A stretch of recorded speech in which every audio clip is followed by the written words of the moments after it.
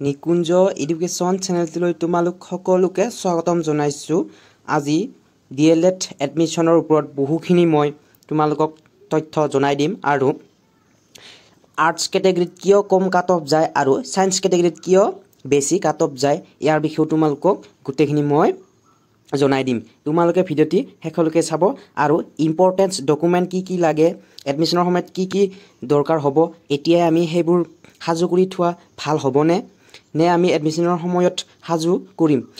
এনেকুৱা প্ৰশ্ন বহুখিনি প্ৰশ্নৰ উত্তৰ এই ভিডিঅ'টিৰ যোগেদি তোমালোকে পাব আৰু সকলোৱে ভিডিঅ'টো স্কিপ নকৰাকৈ শেষলৈকে চাব। এতিয়া প্ৰথম কথাটোলৈ আহো যে আৰ্টছ আৰু সায়েন্স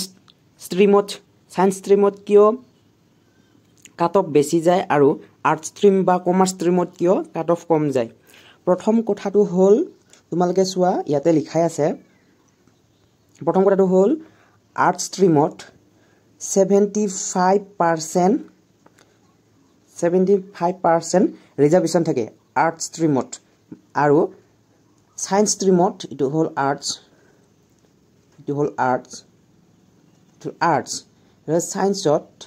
সায়েন্স ষ্ট্ৰীমত কিমান সায়েন্স ষ্ট্ৰীমত 30%। তোমালোকক মই দেখাই দি আছোঁ এইটো অফিচিয়েল নটিচ হয় তোমালোকে গমে পাবা যদি SCERT ৱেবছাইটত যোৱা তোমালোকে তেতিয়াহ'লে এই নটিচখন তোমালোকে দেখা পাবা এডমিশ্যন নটিচ বুলি আছে। 30% সায়েন্সত থকাৰ বাবে কাট অফটো যিকোনো ডিষ্ট্ৰিক্টত বহুতো যোৱা দেখা যায় হয়নে। মই যেইকেইটা মানে মই প্ৰথম round second round third round যেইকেইটা ভিডিঅ' দিলোঁ সেইকেইটাৰ গোটেইখিনি তোমালোকে সায়েন্স ষ্ট্ৰীমত দেখি চাই বহুখিনি কাট অফ যোৱা। সায়েন্স ষ্ট্ৰীমত কাট অফ যোৱা কাৰণটোৱে হৈছে ইয়াত ৰিজাৰ্ভেশ্যন মাত্ৰ 30%। ৰিজাৰ্ভেশ্যনে হওক বা আনৰিজাৰ্ভে হওক গোটেইখিনি 30% আমি ধৰা হ'ল তোমালোকক মই উদাহৰণ এটা দি দিছোঁ বাৰু ৰ'ব মই ব্লেংক পেজ এটি বিচাৰিলোঁ নালাগে হ'ব দিয়া। মই তোমালোকক এইখিনিতে সম্পূৰ্ণ এটা মই তোমালোকক উদাহৰণ এটা দি দিছোঁ। প্ৰথম কথাটো হ'ল ইয়াত বেছি কাট অফ যোৱাটোৰ কাৰণটো কি সেইটোৱে মই ক'ব বিচাৰিছোঁ তোমালোকক। বেছি কাট অফ যোৱাৰ কাৰণটোৱে হৈছে 30%। ঠিক আছে মই এটা এক্সাম্পল দি দিম তোমালোকক তেতিয়াহে তোমালোকে বুজি পাবা সম্পূৰ্ণকৈ। ঠিক আছে প্ৰথম কথাটো হৈছে যদিহে আমি উদাহৰণ এটা লৈছোঁ যদি 1000টা চিট আছে মই তোমালোকক কৈ দিছোঁ 1000টা চিটত ইয়াত 70% বুলি ক'লে তোমালোকে অলমষ্ট বুজি পাবা যে 700 চিট আৰ্টছৰ বাবে আৰু 300 সায়েন্সৰ বাবে। এতিয়া চোৱা কেণ্ডিডেট ইয়াত যিমান আছিল হয়তো ইয়াতো সিমানে হ'ব পাৰে হয়তো সায়েন্সতো সমানে আৰু আৰ্টছতো সমানে হ'ব পাৰে হয়নে। ইয়াত আৰ্টছত সমান হ'লেও আৰ্টছৰ বহুখিনি কেণ্ডিডেট চিট পাব কিন্তু বহুখিনি কেণ্ডিডেট সায়েন্স ষ্ট্ৰীমত চিটটো নেপাব। তোমালোকেতো গমেই পাইছা এইটো 700 ক'ত আৰু 300 ক'ত হয়নে। ঠিক এনেকুৱাই সেইকাৰণে সায়েন্স ষ্ট্ৰীমত বহুতো কাট অফ যোৱা দেখা যায়। অসমৰ যিকোনো ডিষ্ট্ৰিক্টতে নহওক কিয় আৰু যোনখন ইনষ্টিটিউটত নহওক কিয় বেছিখিনি সায়েন্সতে কাট অফটো যোৱা দেখা যায়। এতিয়া বহুতে মোক কমেণ্ট কৰি আছে যে দাদা মই সায়েন্স ষ্ট্ৰীমৰ 30 আহিছে বা হিচাপ কৰিছে তেওঁ সেনেকৈ কৈছে বা 50 আহিছে 40 আহিছে বহুতে মোক কমেণ্ট যোগেদি জনাইছে।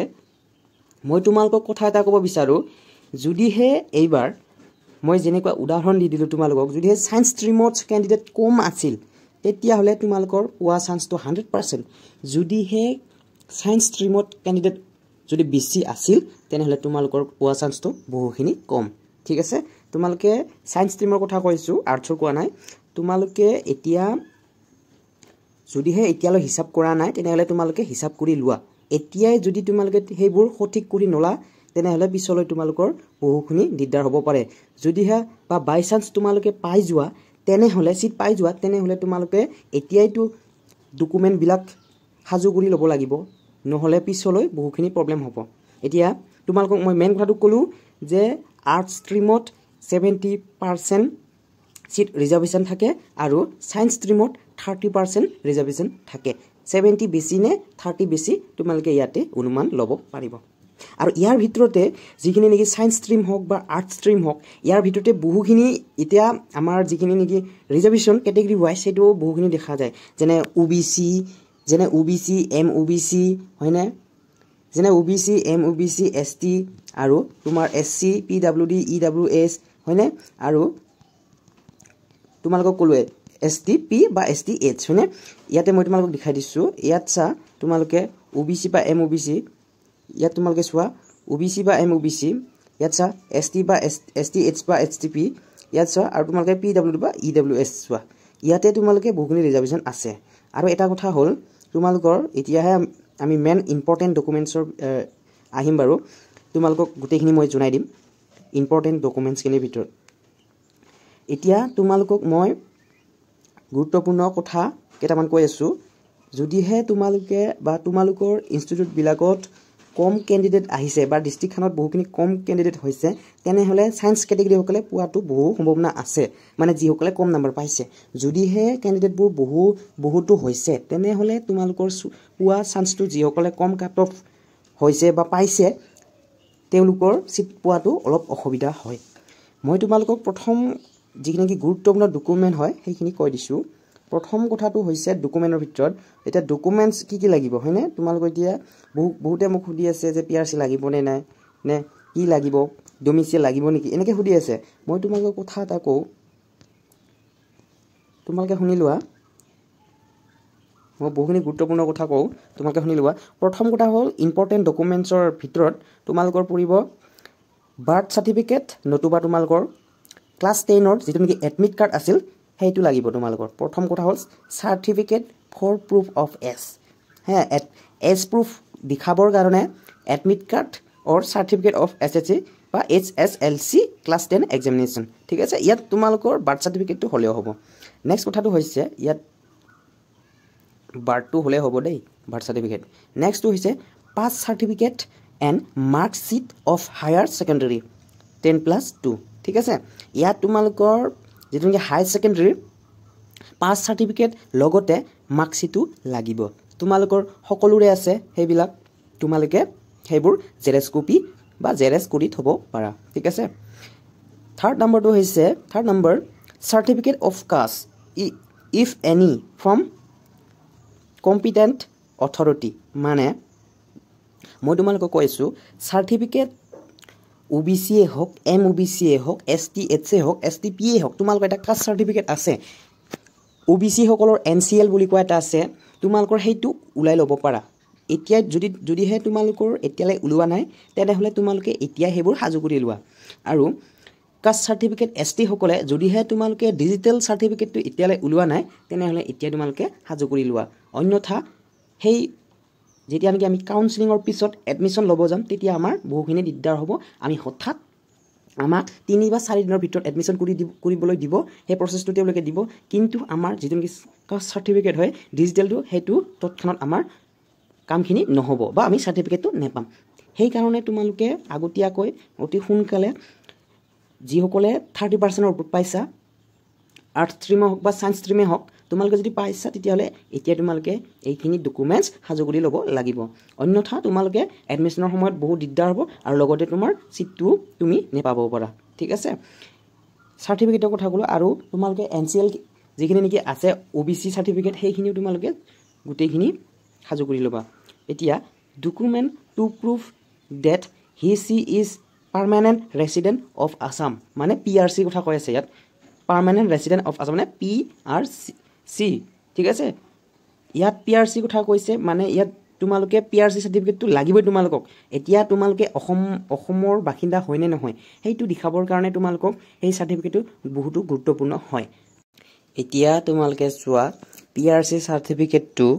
অতি কম সময়ৰ দিনৰ ভিতৰত উলিয়াই লব পৰা সাৰ্টিফিকেট নহয় তোমালোকে সকলোৱে জ্ঞাত ঠিক আছে তোমালোকে সকলোৱেটো জানিয়ে মানে এই PRC সাৰ্টিফিকেটটো আমি সাৰ্কেল অফিচত গৈ ফালে বহুখিনি নথিপত্ৰ জমা দি ফালেহে আমি পাও এসপ্তাহ বা 2 সপ্তাহৰ ভিতৰত আমি পাই যাও সেই সাৰ্টিফিকেট তোমালোকে সকলোৱে জানে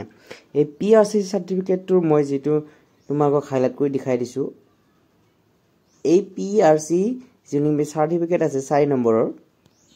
এই 4 নম্বৰৰ আমাৰ ৰবদে 4 নম্বৰ যেটো আমাৰ সাৰ্টিফিকেটৰ বিষয়ে উল্লেখ কৰিছে PRC এই PRC সাৰ্টিফিকেটটো তোমালোকে অতি সোনকালে যিমান পাৰা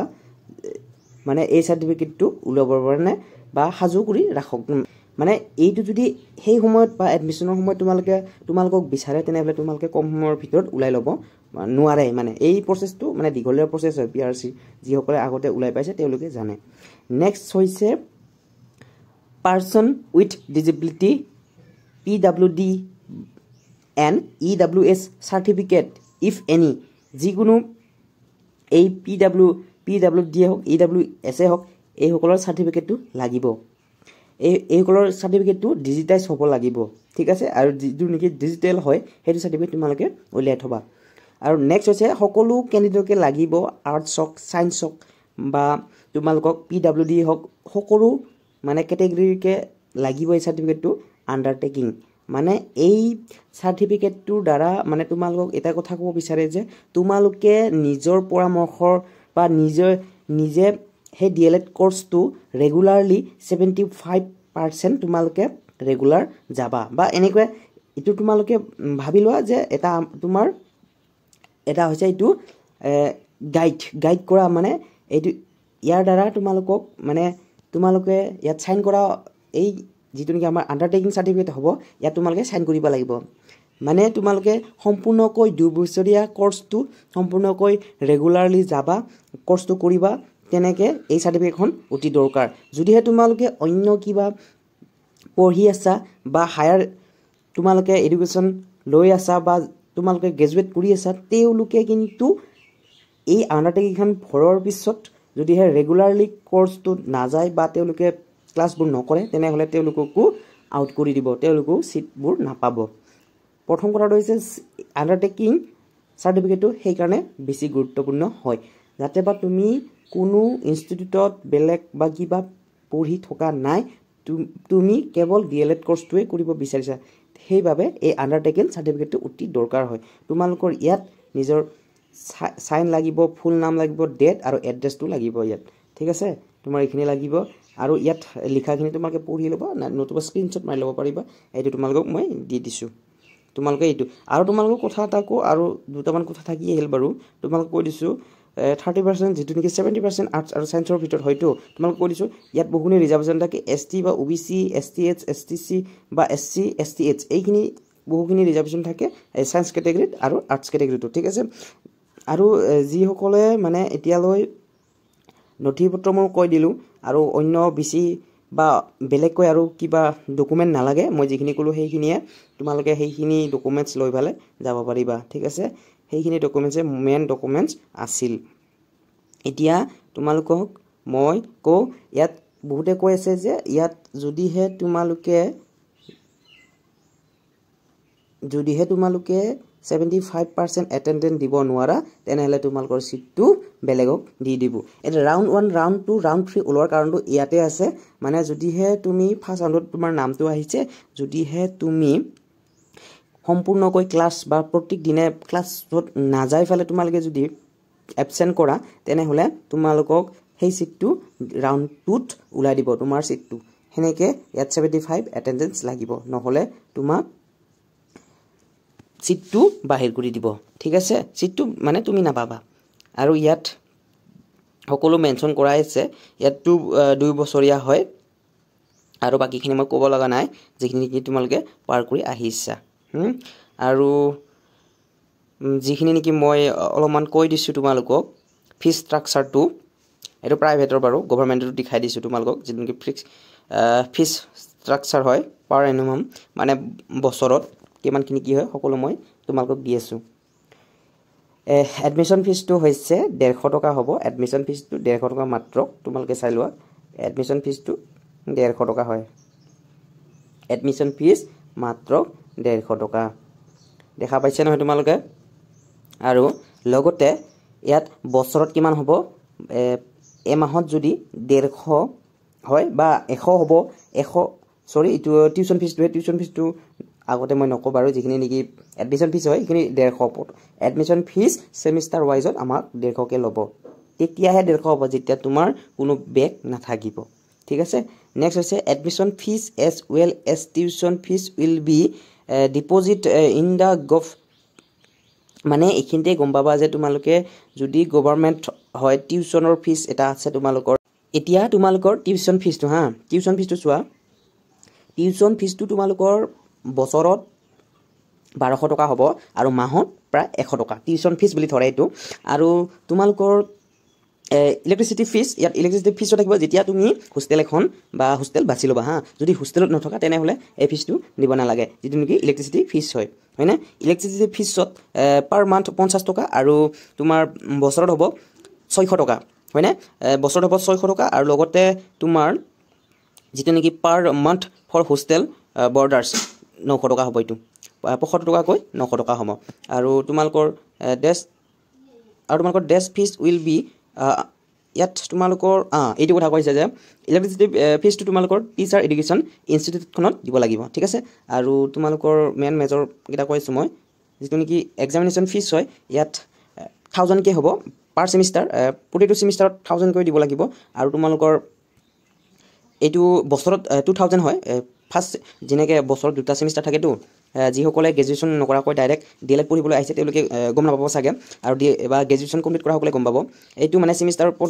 এটা ছেমিষ্টাৰক কয় 6 মাহ আৰু নেক্সট ছেমিষ্টাৰ 6 মাহ এবছৰ দুটা ছেমিষ্টাৰ থাকে মানে দুটা ক্লাছ বুলি ক'ব লাগিব আৰু ক্লাছ মানে কি শ্ৰেণী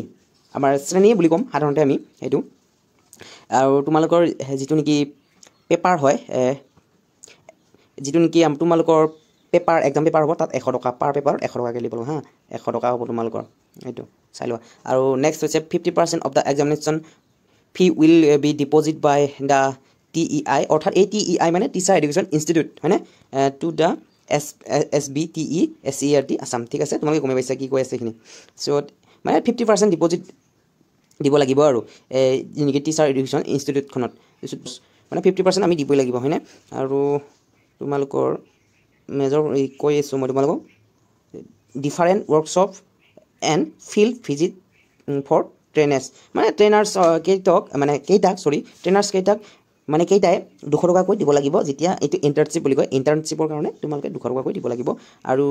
গেম এণ্ড স্পৰ্টছৰ কাৰণে 200 টকা মেগাজিনৰ কাৰণে 150 টকা অবজাৰ্ভেশ্যন অফ ইম্পৰ্টেণ্ট ডেজ মানে কিছুমান চেলিব্ৰেট কৰা ডে হ'ব যেনে ধৰণৰ তোমালোকৰ